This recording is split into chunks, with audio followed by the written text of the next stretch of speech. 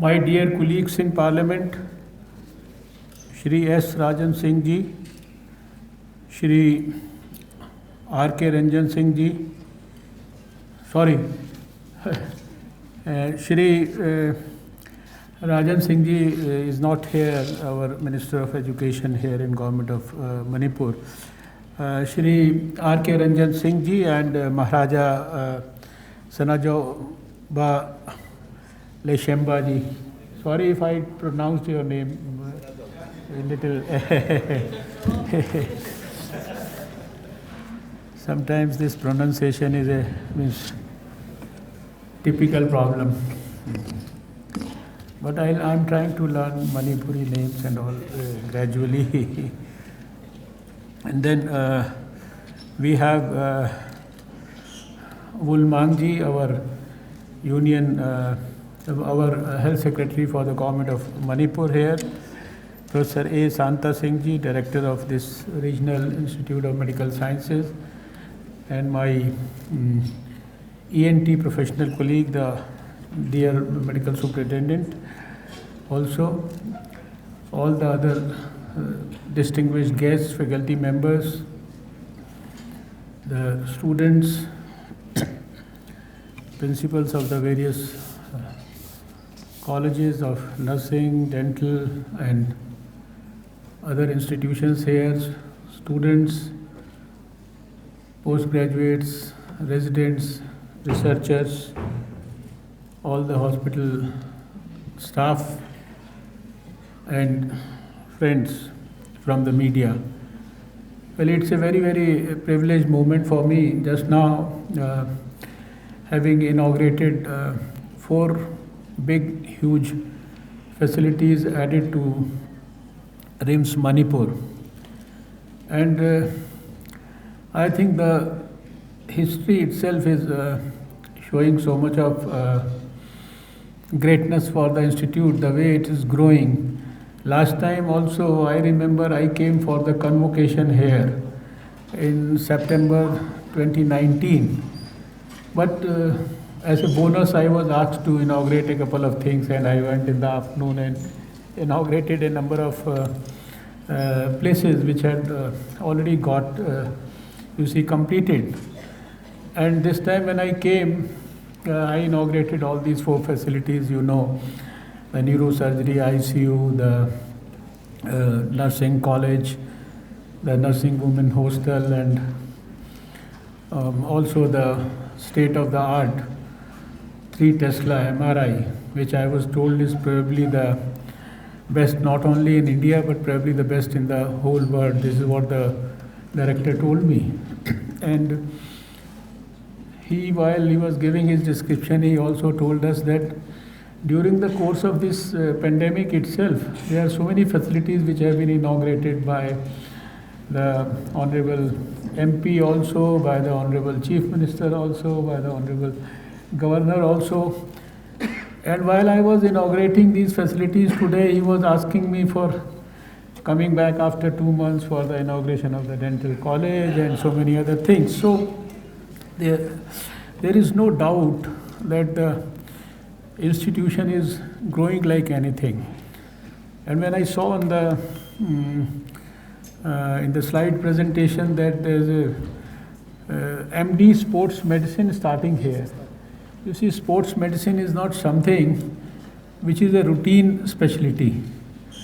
I know even in Delhi only the Safdarjung has a sports medicine department, and not many medical institutions, or not even the All India Institute of Medical Sciences and other AIIMS-like institutions have similar specialty.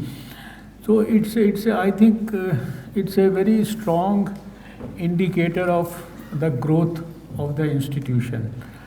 And the number of certificates that were shown in the presentation having been awarded by the President of India and other institutions, and the very fact that in a list of 500, over 500 medical colleges of the whole country, you rank in the amongst the first 30-40 medical institutions. So that is a great that is a great tribute to the hard work that has been put up here by everyone. RIMS as a family, with its director, with its faculty members, with its students, with the type of discipline and the type of sincerity that all of us, including of course for the infrastructure, the engineers, the architects, the consultants, everyone has, I think, over the years put his or her heart and soul into the development of this institution, and that is why it has throughout received good quality support from the central government also. As far as the central government is concerned, and as far as the present central government is concerned, I can say for sure that our Prime Minister has a very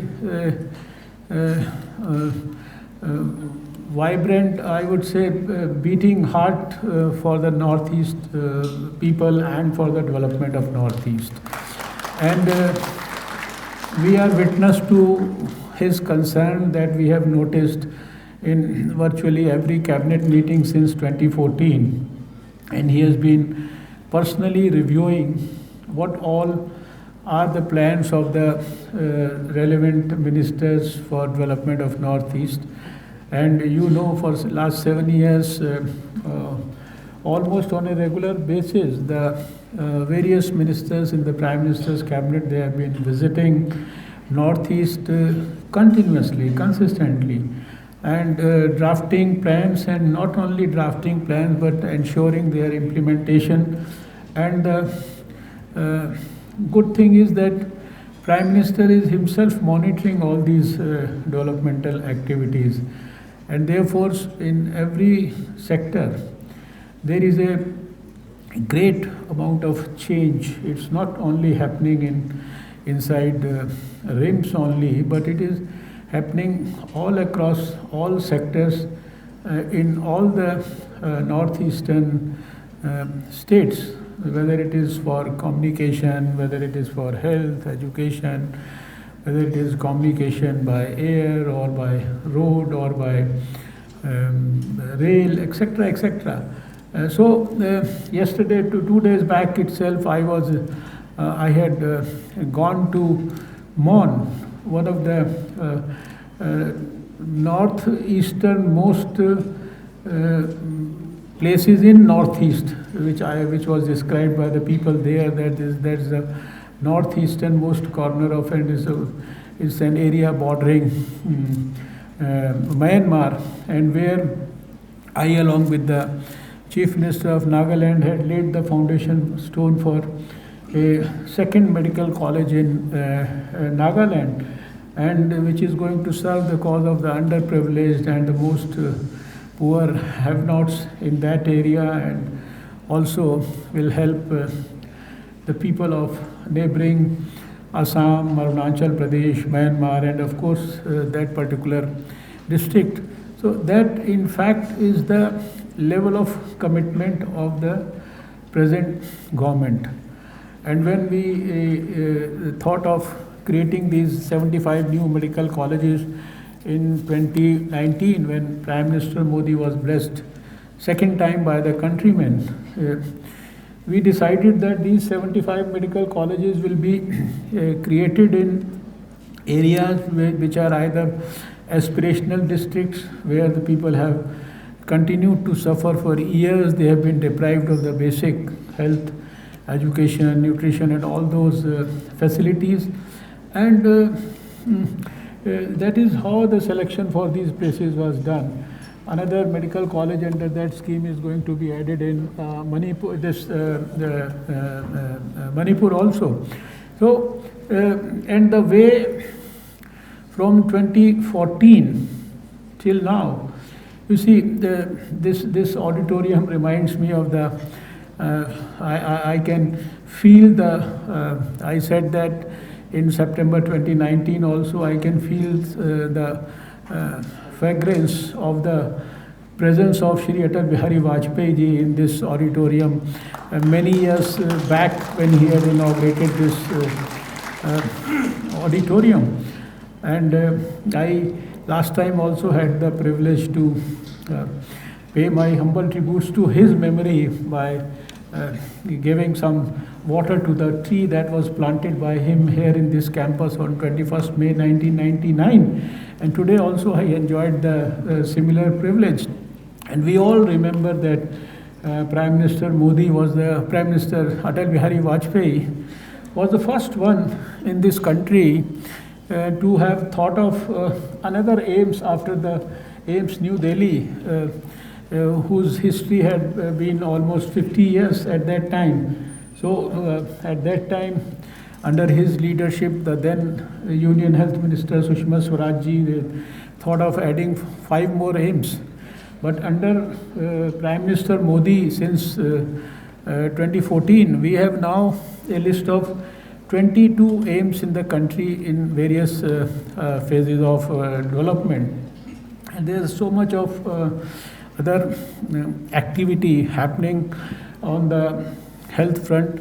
I don't have to repeat or talk about the benefits of the Ayushman Bharat scheme, probably one of the most ambitious programs of this present government all over the world. I don't see. I have been following activities of the various other countries working within WHO also, and I don't see that there is any other bigger ambitious program than the Ayushman Bharat, where almost 55 to 60 crore poor people of this country have access to any of the 24,000 hospitals, 50% of which are private hospitals with almost state-of-the-art facilities also. And they can walk into these hospitals anywhere in the country, irrespective of their location in terms of their place of residence or their place of work. And already 1 crore, almost 70 lakh hospital admissions, and people have got benefited from this scheme. And another scheme which I had the privilege to at least visit 3 of these health and wellness centers, 2 in Nagaland and 1 yesterday evening at a place, this is Awang Wabagai. This is a place some few kilometers from here.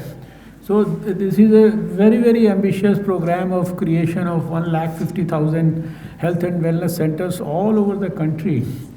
And when we had planned this program, we had thought that there will be a huge emphasis at these places in the distant or the remotest parts of the country for positive health, promotive health, preventive health, and then of course holistic health, and things like early diagnosis, screening, so many things.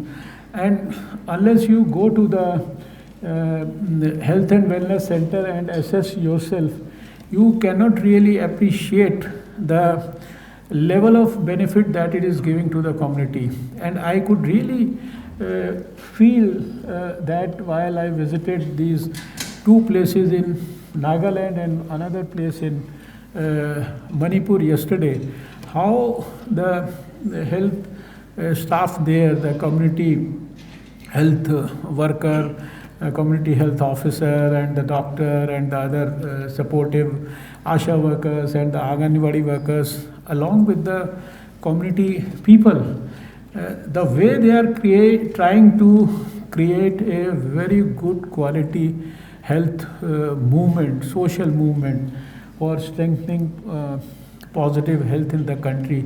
So this is another boon under Prime Minister Modi for the healthcare sector of this country, which is happening right now.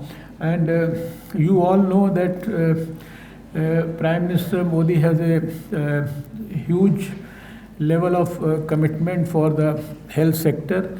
He is hugely committed for the poorest of the poor, for the farmers and the laborers, and then this also gets reflected in the actions also. If you see the level of support that the health ministry got during COVID and the health ministry got in the present budget also, the way the budget has been enhanced for ensuring potable water, tapped water to every citizen in this country, to strengthen sanitation activities, to strengthen the nutritional availability for the children of this country, and the way all these you see healthcare infrastructure improvement facilities, a huge ambitious program worth almost 65,000 crores for the next 5 years to strengthen the preventive surveillance and community health aspects at the grassroots level. You are all aware of that. That has all been part of the budget speech. We have been talking about it. So there is so much which is going to happen all across the country, learning from our experience of COVID, and then to ensure that we are further better placed to handle the pandemic like situations.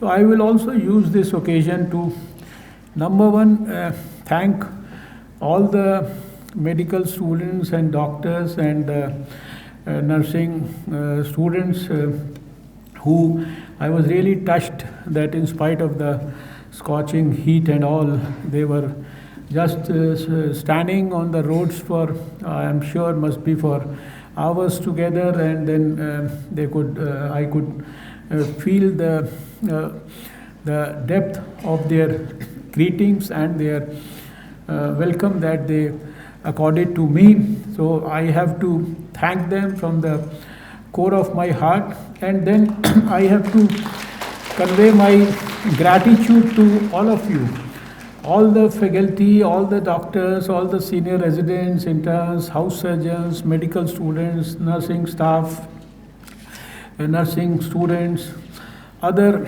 frontline workers, sanitation people, the security people. Everybody has risen to the occasion, and you have done us so proud during 2020. We feel so proud of our COVID warriors, and we feel so sad also that all of us all over the country have lost some of our very distinguished colleagues who were fighting most sincerely and most dedicatedly to protect and save our lives, to protect and save the lives of the common citizen.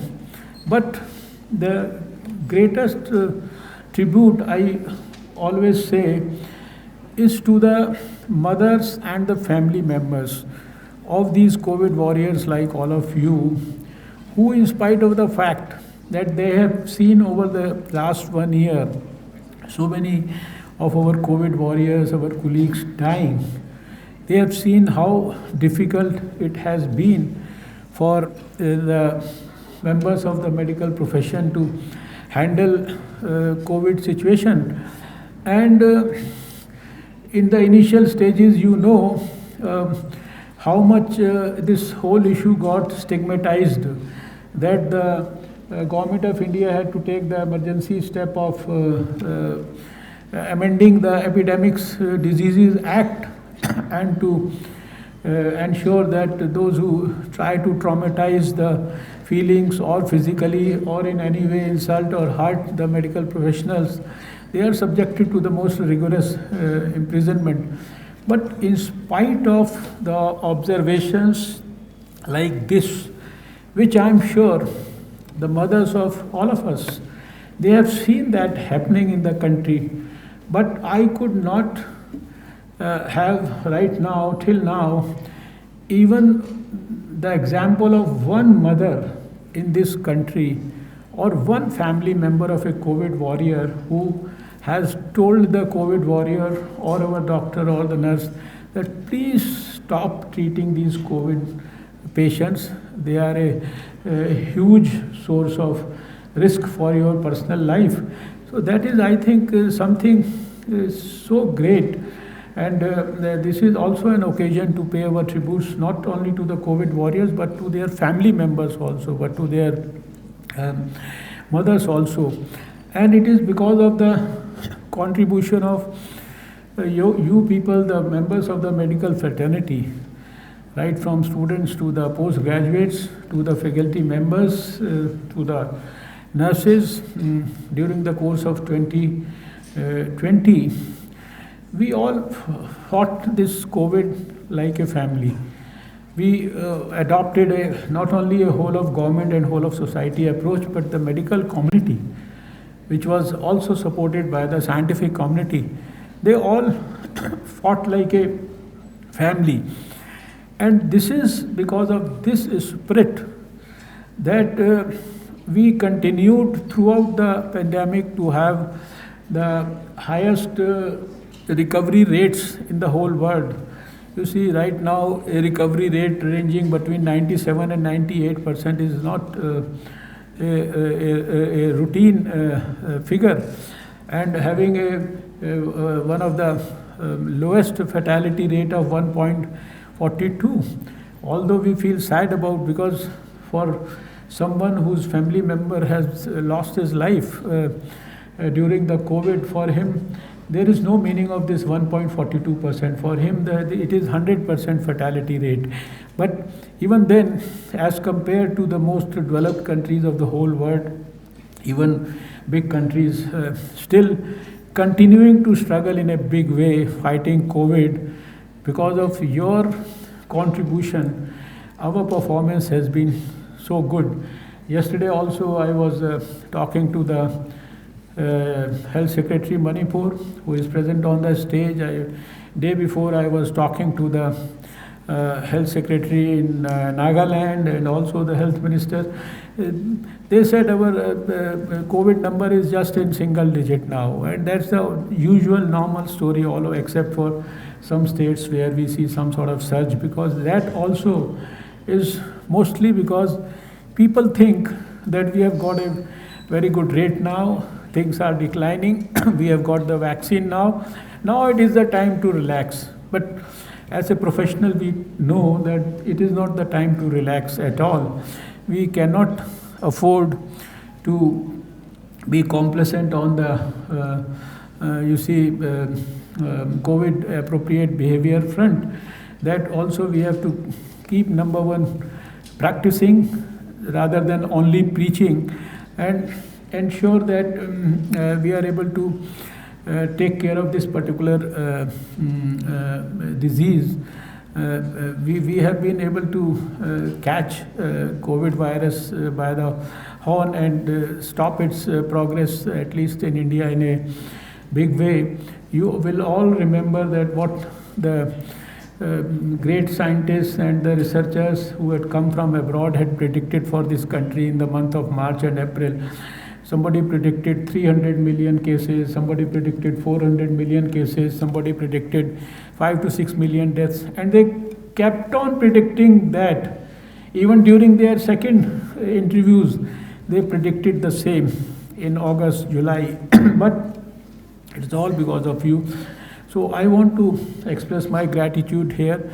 And today, being the National Science Day, being a science and technology minister myself for last 6-7 years, just now after this function I have to be part of a function which is actually happening in Delhi, but since I decided that I will be here, so I'll be participating, and we will be honoring some scientists virtually, and we have to pay our remembrances and humble tribute to Sir C.V. Raman, the great, for his great Raman effect and the way he got us a Nobel Prize in 1930.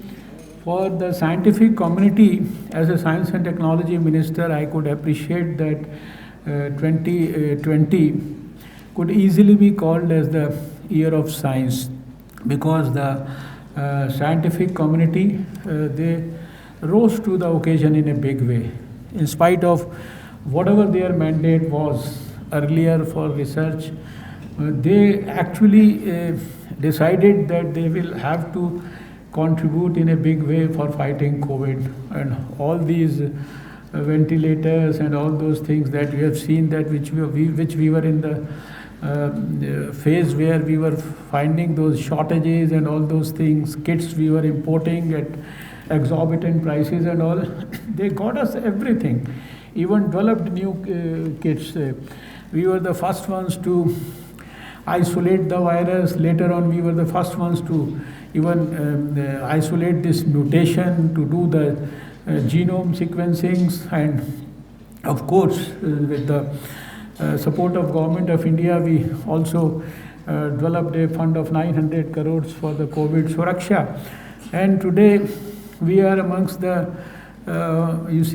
countries in the whole world where we have the fastest vaccination process going on in the country. Over 13 million doses being already given to almost, I'm sure all of you who are health workers sitting in this auditorium, you must have got your first and even the second dose of COVID vaccine. As a parliamentarian, I'm sure they have not got it. They are going to get it in March. But we made sure that the frontline workers and the health workers who are at the greatest risk, they should get the vaccine first. And now from tomorrow, all people in this country above 60 years of age and those with 45 to 60 who are between that age group and with comorbidities, they will also start getting this vaccine. And this is, we are right now talking about these two vaccines, but as a science and technology minister, I know that behind the scene there is work going on for at least 18 to 20 vaccines right now in India, with our scientists working, and some of them are in the advanced phase 3 clinical trials, some are in phase 1, phase 2, some are in advanced phase preclinical trials, etc. So India, with its COVID warriors and its scientists under the able leadership of Narendra Modi ji, with a whole of government and whole of society approach, adopting a preemptive, proactive and a graded response to this COVID. I remember that the first news information about a coronavirus having come to China was delivered by WHO on 6th of January, and I had called the first meeting on 8th of January morning, and within 8-9 days we had delivered all the health advisories to all the states in the country. Probably the health secretary can endorse what I am saying, and we must have issued at least a few hundred advisories from time to time, monitored. Even last 2 days also he must have been part of 2 video conferences with the central government about how we make sure that the vaccination to the people goes on well at the government as well as the private hospitals. So this is, I think, an occasion. I thought I will certainly convey my greatest gratitude and respects to all of you, because it is because of your contribution that in all parts of the country, even in the remotest villages, even in the tribal areas, even in cities, villages, suburban areas, slums, we have been able to handle COVID in the best possible manner. And I am sure that we have shown it to the whole world that we could eradicate smallpox, we could eradicate polio, and we can handle COVID also. And now my appeal to all of you would be that one of the most ambitious programs that we are now dreaming about to accomplish is to eliminate tuberculosis by 2025. And I want the active support of all the health professionals, and I want institutions like RIMS to not only be working inside RIMS and helping some patients coming from neighboring areas, but they have to work like father institutions, mentor institutions for the other health facilities in the state of Manipur. And that is how you achieve that bigger, higher, greater status in terms of not only the central government but also your own government in Manipur. So we want you to be party to that tuberculosis elimination program by 2025, 5 years ahead of. And there are so many other goals. I don't want to get into so many other health programs around which we are continuously working and striving. And I am confident that your Golden Jubilee year should go down in history as something which is worth writing in golden letters. That is what I can only pray and wish. And like always, I promise on behalf of our government at the center that we'll continue to support health institutions in Northeast in a big way, and particularly such prestigious institutions like RIMS to the best of our ability and capability. With these words, I once again thank you for a patient hearing, and thanks to all those who could not make it to the auditorium, but maybe I could see them all across the campus, all the doctors, nurses, and medical students. Thank you so much, and wish you all good luck and good health.